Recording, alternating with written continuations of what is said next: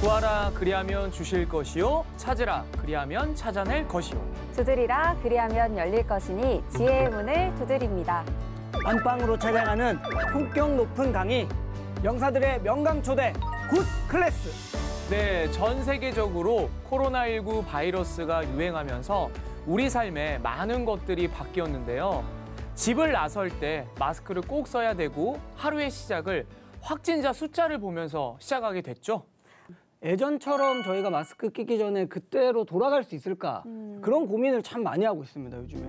그래서 저희가 준비를 했습니다. 진짜로? 전문가를 통해 코로나19의 모든 것에 대해서 알아봅니다. 일선에서 코로나19와 맞서 싸우고 계신 바이러스 파이터 감염내과 우리 이재갑 교수님을 모셨습니다. 안녕하세요, 반갑습니다. 안녕하세요. 백신남. 죄송합니다. 네. 반갑습니다.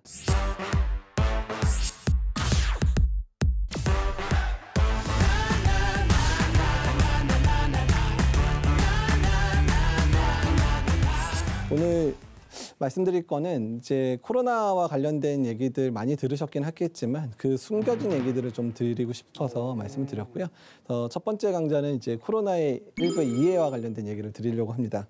이미 우리는 바이러스와 같이 살고 있는데요. 감기 코로나19 이전에 1년에 한 몇 번씩 걸리셨었어요? 몇 번? 저는 감기 잘 안 걸렸었어요? 편이에요. 저는 교수님 1년에 한 3번 정도는 세네 걸리는 번 것 같아요. 걸렸죠. 예. 뭐 목이 아플 때도 있고, 네, 뭐 맞습니다. 기침할 때도 있고. 3-4번 정도 그쵸. 걸렸던 네. 것 같아요. 근데 코로나19 시작한 다음에 감기 걸리신 적 있어요? 없던 것 같아요, 저는. 그렇죠, 없었죠. 예, 왜 그러지? 주위에 그런 얘기가 있더라고요. 진짜 감기 안 걸린다고 요새. 왜 그러지? 예, 손위생도 잘하고 마스크를 착용을 잘하다 보니까 코로나19는 그 사이를 비집고 유행을 하는데 모든 감기 바이러스들이 유행을 하고 있지 않아요. 참, 바이러스들도 이제 일종의 경쟁 같은 게 있는데 특정 바이러스가 유행을 많이 하고 또 특정 바이러스가 이제 이런 유행 상황들을 만들어내게 되면 이제 그로 인해서 사람들이 이제 위생에 아주 경각심이 올라가잖아요. 그러면 그 바이러스보다 전파력이 약한 바이러스들은 다 전파를 못하는 상황들이 되고 있어서 그래서 현재 모든 감기 바이러스가 줄었는데 유일하게 하나 이제 우리가 리노바이러스라고 아이들 사이에서 가벼운 감기 일으키는 바이러스만 그나마 좀 유행을 하는 명맥을 유지하는 그런 정도로 되고 있습니다. 그래서 지금까지 우리가 바이러스와 살아갔는데 그런 부분들이 어땠는지 좀 말씀을 드릴 건데요. 제가 이제 그런 신종감염병에 관심을 많이 가지게 된 이유 중에 하나는 2014년, 15년도에 서아프리카에서 에볼라가 유행을 했었잖아요. 근데 그때 유행하던 때에 제가 이제 서아프리카 에볼라 치료하는 데 파견돼서 실제 환자들을 직접 진료를 했었습니다. 그래서 2015년도 1월 달에 파견이 됐었고, 거기서 5주 정도 이제 아프리카에 있으면서 환자들을 봤었고, 여기가 이제 실제 에볼라 환자 누워있는 모습이고, 거기는 의료진들이 지금 진료하고 있는 모습들이 이제 보여주는 부분들인데, 에볼라 환자를 치료할 때 되게 느꼈던 건 뭐였냐면 이런 병도 있구나 생각이 들었어요. 그러니까 코로나19도 사망률이 높긴 높지만 이제 뭐 높아야 한 2%, 나중에 한 1% 정도 얘기를 하고 있는데 사망자가 대부분 이제 면역이 좀 떨어져 있거나 아니면 연세가 많으시거나 이래서 이제 이런 코로나에 취약한 분들이 많이 사망을 하시잖아요. 근데 에볼라 같은 경우는 20대, 30대도 걸리면 아주 그냥 심하게 와가지고 막 사망하는 뭐 이런 상황들이 벌어지는 그런 정도로 무서운 병이었거든요. 어쨌든 이런 신종감염병의 유행과 함께 우리가 진짜 바이러스 살아가나를 느꼈던 시기였었고요. 그리고 뭐 2015년도에 또 기억하시는 메르스. 메르스 정말 고생했었죠. 근데 사실 메르스 같은 경우는 또 이상하게 병원 안에서만 확산이 돼가지고요. 지역사회 내에 그렇게 많은 환자가 나오지 않았단 말이에요. 그래서 근데 공포감은 메르스나 뭐 코로나나 느끼는 공포감 비슷했던 것 같아요. 근데 메르스가 공포감이 심했던 이유는 메르스의 사망률이 우리나라 내에서도 20% 정도 됐어요. 엄청 높죠. 그러니까 5명 걸리면 그중 1명은 돌아가시는 상황이 됐으니 그 정도로 그것도 한 40, 50대에 돌아가신 사람도 있었으니까. 근데 코로나가 아까 말씀드린 1% 정도밖에 안 되는 거니까 메르스 상당히 무섭죠. 그러니까 병원 안에서 벌어지긴 했지만 그리고 또 병원 안에서 벌어진 게 오히려 공포감을 줬을지도 몰라요. 왜냐면 우리가 병을 나으러 간다고 생각했는데 거기서 이런 신종감염병에 걸려서 사망하는 분들이 나오다 보니까 병원에 대해서도 병원도 이런 신종감염병에 대해서는 그러니까 생길 수 있구나 이런 생각을 하게 됐었던 그런 두려움. 어쨌든 이미 우리가 메르스도 이미 이렇게 겪어왔었던 국가죠. 한국이 이제 코로나19 대응하면서 몇 가지 이제 잘했다라고 칭찬받는 일들 중에 여러 가지가 있는데 특히 한국이 초기부터 코로나 대응이 아주 열심히 그리고 능동적으로 대처했다고 얘기를 합니다. 드라이브스루 선별유효소 얘기 네, 들어보셨나요? 네, 네. 이거 누가 만들었는지 알아요? 이거 이재명 도지사 아니었나? 누구였지? 사실은 이제 이 드라이브스루 선별진료소가 저희 대한감염학회 정책팀에서 만들었는데 제가 당시에 정책팀장, 지금은 이제 아닌데 정책팀장을 하고 있었고요. 바로 앞에 계셨네. 아니 왜 몰랐어? 그래서 이 얘기를 하셨구나. 이재명 도지사 얘기했잖아. 뭐 제가 구체적으로 만든 건 아닌데 제가 이제 대구 이 당시 1차 유행 때 대구가 한참 힘들었잖아요. 그러니까 대구에 이제 여러 병원들 도와주러 내려갔다가 대구시청에 방문해서 대구 상황이 나빠지니까 이런 환자들 검사를 좀 빨리 할 수 있는 걸 만들어야 되겠다라고 제가 저희 정책팀 안에 의견을 올렸고요. 그때 인천의료원의 김진용 과장 그때 밤 11시였어요. 11시부터 막 고안을 해서 이 그림을 밤새 그렸어요. 그래가지고 그 김진용 과장이 새벽 4시에 이제 보내줬고 사실 처음엔 대구에서 바로 사용을 안 했는데 그 이후에 대구에 있는 이제 7구 경북대병원들이 처음 만들고 뭐 세종시 이렇게 만들어서 전국에 한 60여 개 정도가 만들어지면서 어떤 전 세계적으로 각광받는 검체 채취를 하루에 한 300명에서 600명까지도 할 수 있는 그런 시설을 만들었어서 그렇게 이제 능동적 대처를 했었었고 그러면 생활치료센터도 이제 얘기 들어봤죠. 그러니까 이제 코로나19가 중증 감염자는 한 2% 정도, 병원에 입원해야 되는 정도가 한 20% 정도 되고요. 나머지 80%는 증상이 가볍거나 이러니까 그러니까 이제 그런 가벼운 환자는 되도록 이런 생활치료센터 같은 데 입원을 하면 병원에 몰리는 환자들이 없어지니까 그렇게 만든 게 생활치료센터인데 이 아이디어도 제가 언론에서 제일 처음 얘기를 하고 박수 한번 치겠습니다.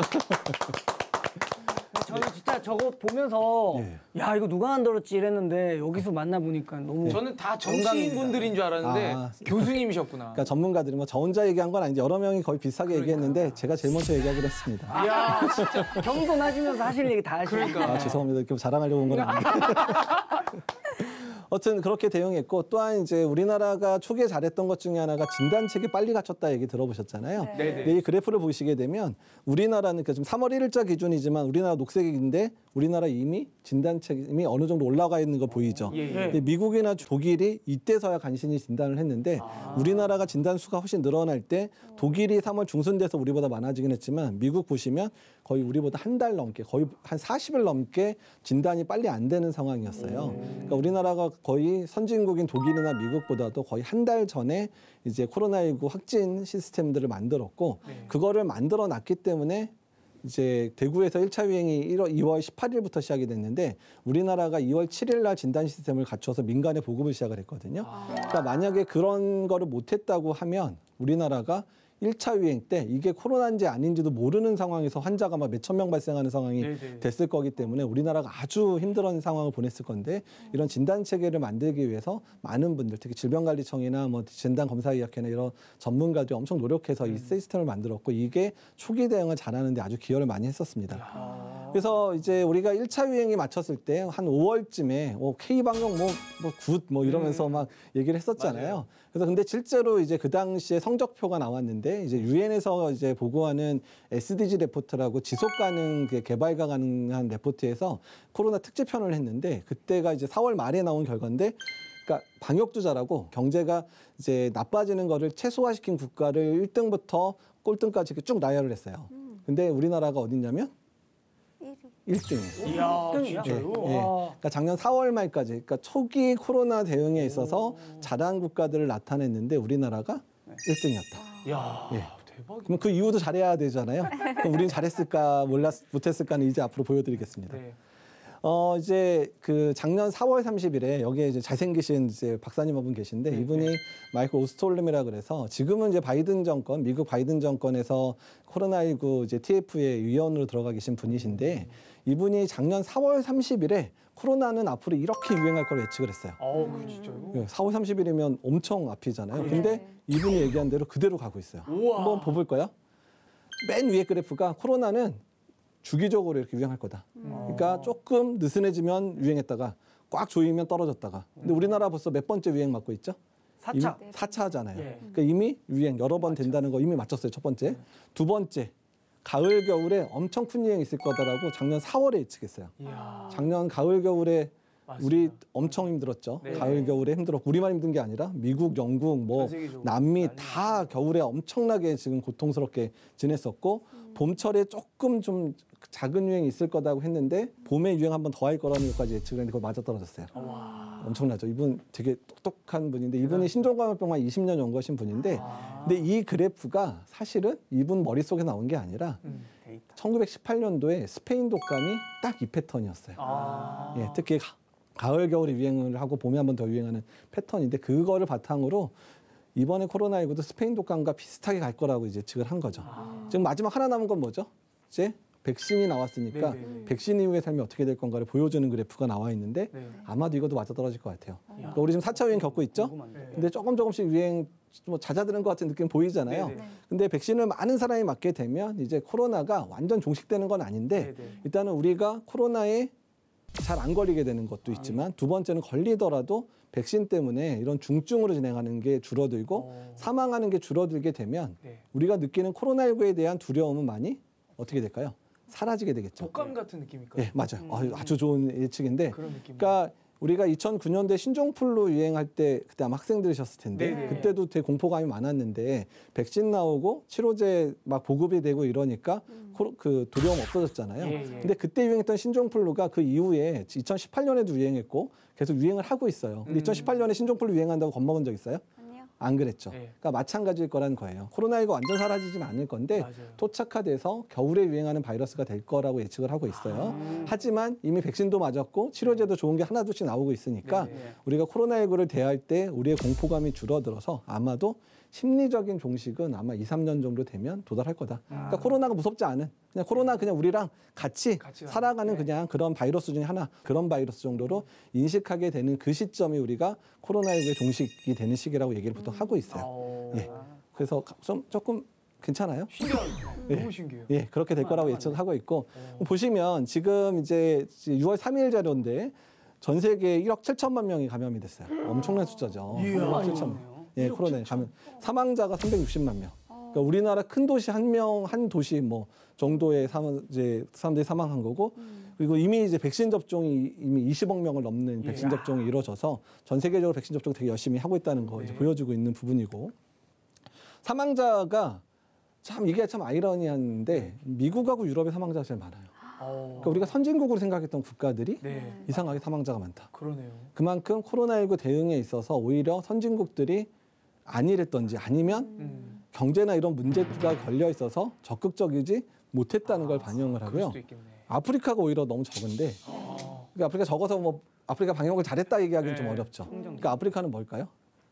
아프리카가 좀 약간 슬픈 내막이 있어요. 일단은 첫 번째는 이제 이런 진단체가 갖춰지지 않아서 사망자 중에서 코로나19로 사망했는지 안 했는지 확인이 잘 안 된 측면 첫 번째 있고 그러네. 두 번째는 아프리카가 이제 독립하고 이러는 과정 중에서 내전이 되게 많았죠. 그리고 아프리카에는 뭐 말라리아라든지 뭐 에이즈라든지 이런 풍토병들이 이런 게 좀 많다 보니까 60대 이상의 어르신들이 별로 없어요. 그러니까 우리나라 대부분 사망자 60대 이상에서 나오는데 네. 아프리카는 아예 그 연령대가 거의 없어요. 별로 없다 보니까 사망자가 별로 안 발생하는 거예요. 그러니까 오히려 슬픈 결과죠. 그러네요. 예, 예. 그러니까 그런 일이 있었다는 거고.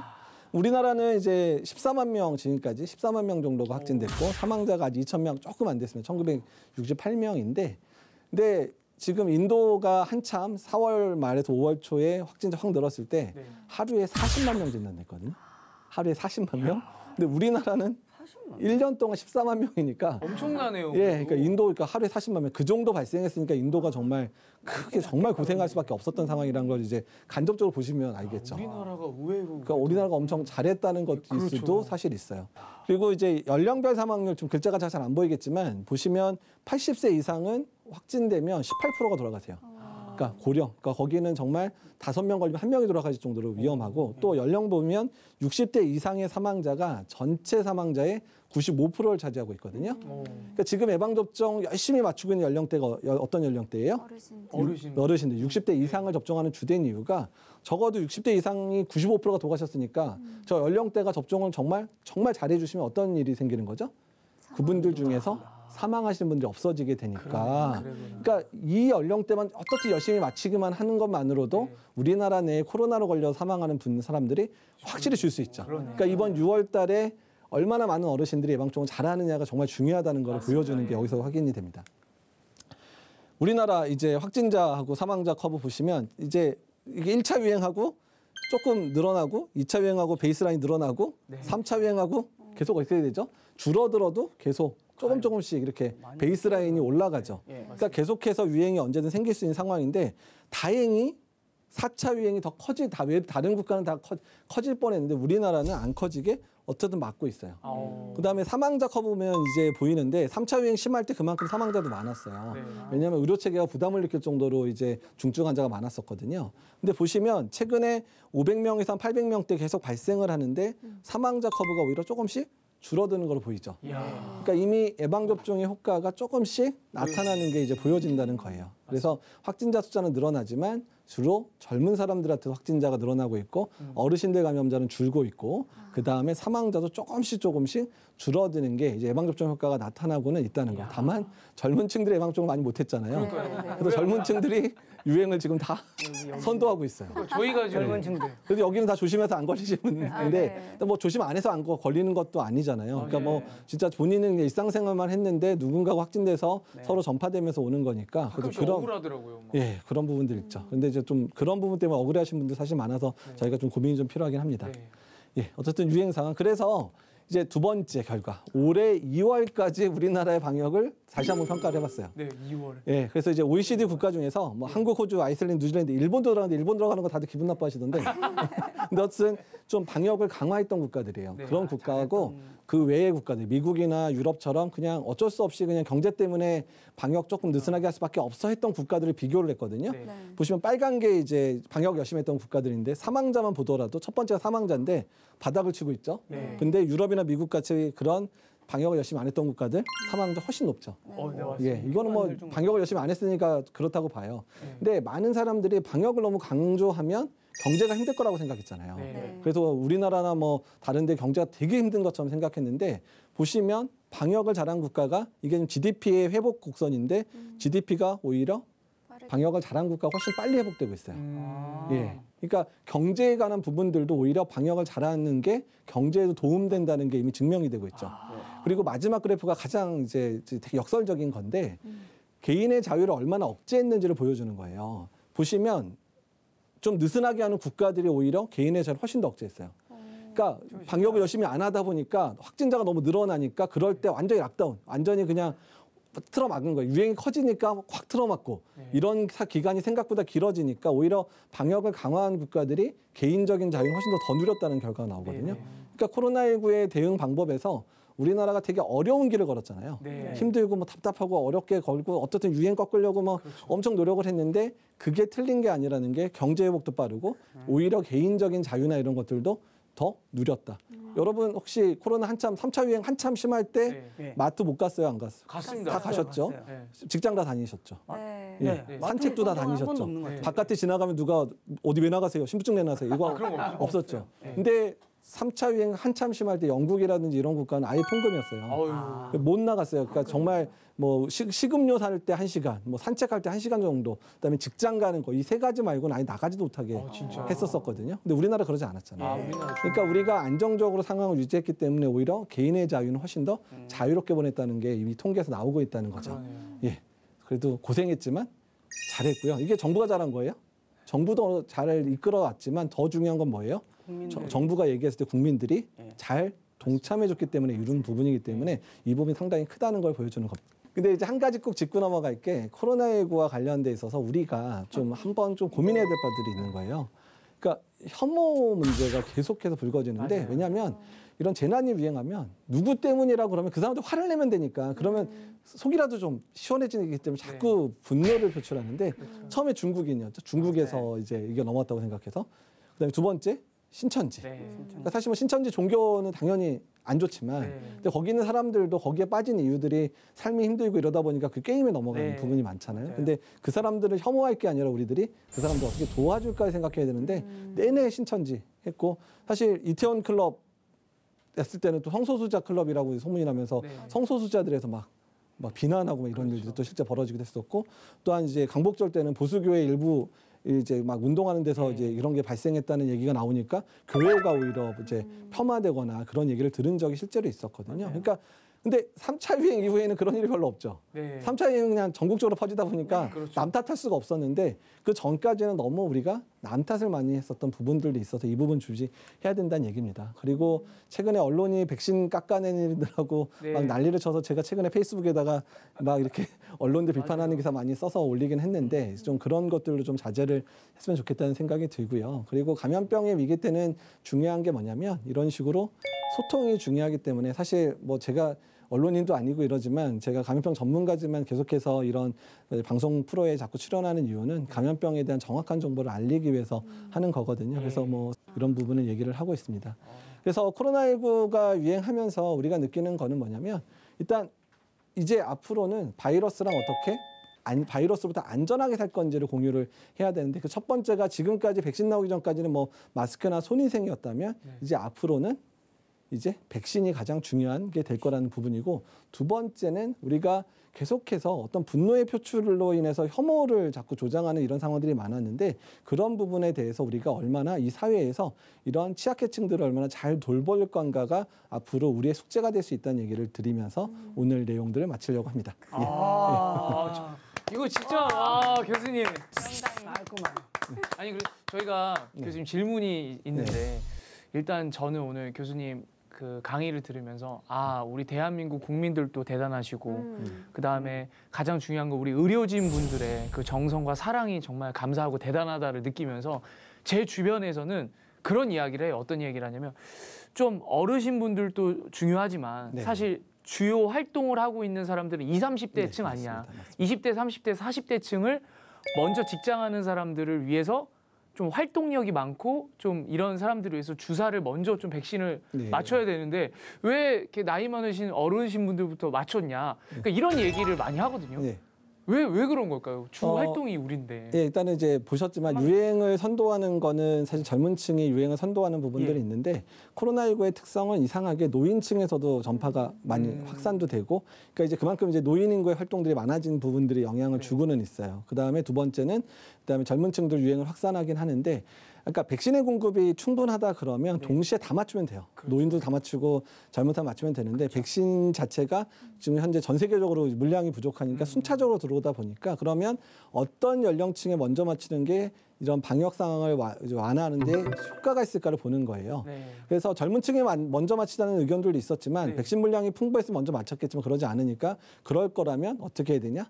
사망자를 줄이는 방법, 중증 환자를 줄이는 방법으로 하기로 해서 아까 이제 60세 이상이 사망자 95%라 그랬잖아요. 그러니까 그 연령대만 적어도 먼저 접종을 하면 사망자나 중증 환자가 줄 거니까 우리나라 의료 체계도 보존할 수 있게 되는 측면들이 생기게 되죠. 그래서 먼저 그렇게 접종을 할 거고 그 다음에 이제 백신이 풍부히 들어오는 하반기에는 이제 20대, 30대, 40대 어르신들 이제 연령별로 내려올 겁니다. 50대부터 차근차근 내려와 접종하게 하는 방식으로 하게 이제 전 세계가 대부분 다 같은 방식으로 하고 있어요. 이야. 네, 또 뭐 질문 있으시면 있나요? 예. 저 질문 네. 저는 아까 얘기했을 때 그 언론에서 지금 백신 맞는 거에 대해서 조금 이렇게 좀 안 좋게 얘기하는 경향이 많다 그랬는데 그 이유가 있나요 혹시? 이게 되게 어려운 질문이긴 한데요. 제가 좀 언론 저는 왜 학자는 그러지? 아니고 교수님한테 왜 어려운 질문을 해? 백신을 맞아야 되는데 왜 못 맞게 만드는 건지 저는 좀 궁금해가지고. 그러니까 첫 번째는 이제 백신과 관련돼 있는 지식이 기자들한테 많이 부족하다는 생각이 들어요. 그러니까 왜냐하면 뭐 백신을 이렇게 전국적으로 전 사람한테 맞히기도 쉽지 않고 그다음 이런 상황이 일어난 것도 이제 정말 의외의 상황이잖아요. 그리고 백신 개발도 1년 만에 돼 있는 그런 것 때문에 정보가 좀 많이 부족하죠. 그러다 보니까 보통 때 자기들 보도하던 대로 간 거예요. 그냥 무슨 뭐 이상 반응 일어나면 그냥 속보 보도하듯이 그냥 짜라락 그냥 막 몇 명 돌아가셨대, 몇 명 막 아프대 막 이런 식으로 보도하던 본인의 습성대로 가다 보는데 사실 백신은 안전하게 국민들한테 접종할 수 있게끔 그런 정보들을 되게 잘 조율해가지고 보도해야 되는데 예전에 하던 버릇대로 하던 그런 측면들이 첫 번째 있는 것 같고요. 두 번째는 일단 우리나라의 그런 정치 지형 자체가 너무 대립적인 구조라는 거예요. 맞습니다. 그러니까 이제 그런 부분들이 이제 신문에 그런 투고 이제 그 기사를 쓰는데 상당히 영향을 끼치는 게 아닌가 좀 그런 안타까운 부분들이 좀 있습니다. 어떤 그래도 열심히 백신을 맞아주시고 있는 어르신들 때문에 감사하게 생각을 하고 있습니다. 예. 어쨌든 이제 강의 이제 마무리할 건데요. 그러니까 오늘 이제 기억해야 될 주된 부분들은 뭐냐면, 그러니까 코로나19 바이러스가 우리와 이제 공존하게 되는 세상이 될 거다. 근데 이 공존의 가장 기본적인 부분들은 일단은 우리가 가진 개인적인 그런 방역의 노력들, 특히 마스크 착용이나 손위생하고 그 다음에 두 번째 이제 백신이 우리를 안전하게 하는 그리고 바이러스로부터 잘 살 수 있게 하는 그런 수단이 될 거라는 얘기를 통해서 그 부분을 기억해 주시면 될 것 같습니다. 예, 오늘 첫 강은 이렇게 마치도록 하겠습니다. 감사합니다. 감사합니다.